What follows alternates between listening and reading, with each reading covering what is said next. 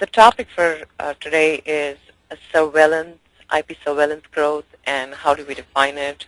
How do we measure ROI with the IP surveillance growth that we see today? But there is a lot of talk going on for defining value, ROI, saving from IP surveillance systems. The question is, can you measure ROI? What systems are there that can return money to their investors?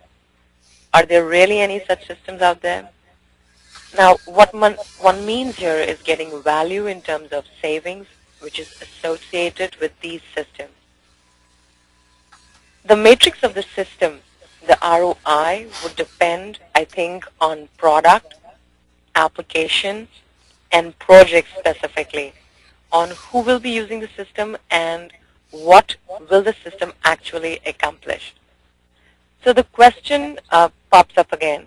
Is there any matrix or measurement of determining ROI on the IP system? Well, I would say there is no set way of knowing that.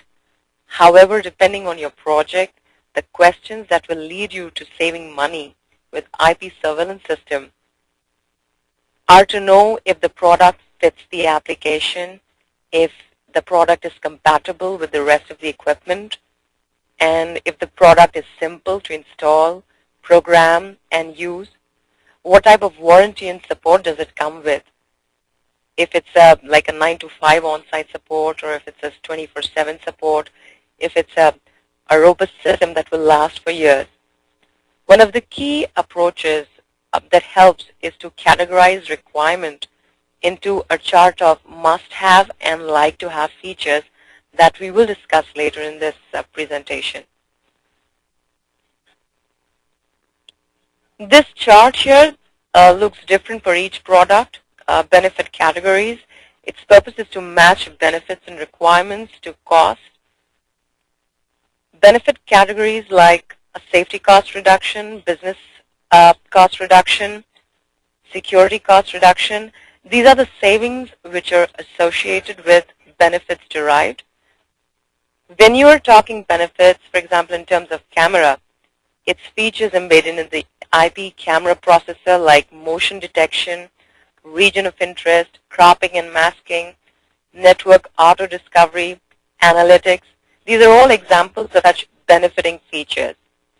One more example of this is the email notification that cameras send, for example, for an IT room to its IT people. Now we are assuming this is a shared space, a multi-purpose space here. So these notifications which are sent to the IT people, it helps them to keep an eye, keep track of who is coming in and out of the room.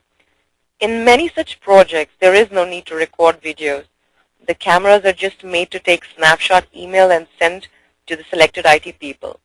Here, they do not have the occasion of using recording, mostly for anything.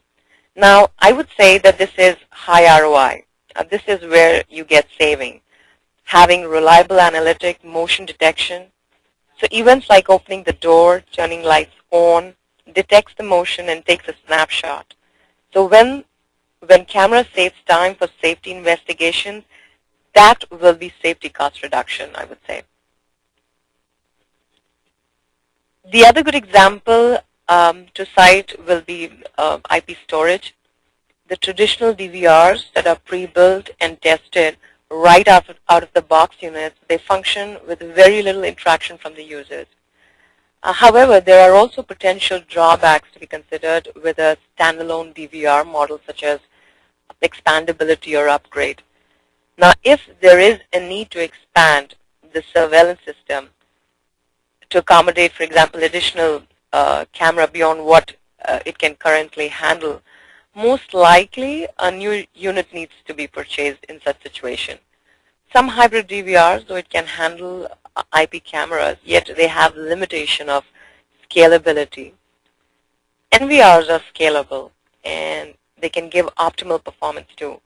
So depending on the project, like I said before, the total cost of ownership of complete system should be taken into account.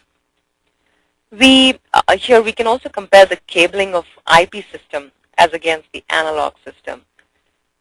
Cabling is 3 times more expensive in analog than an IP system. This is because separate power cables have to be used with analog, whereas in IP system we use Power over Ethernet, PoE. So it is necessary to include the cost of labor, as it is a significant cost of the total job that is done in a project. So mostly the larger the system, the more favorable cost of IP-based system, I would say. So when you're doing your calculation, it is very important you take into account the totality of all costs incurred today and in the future. This will actually determine your value and savings from the system.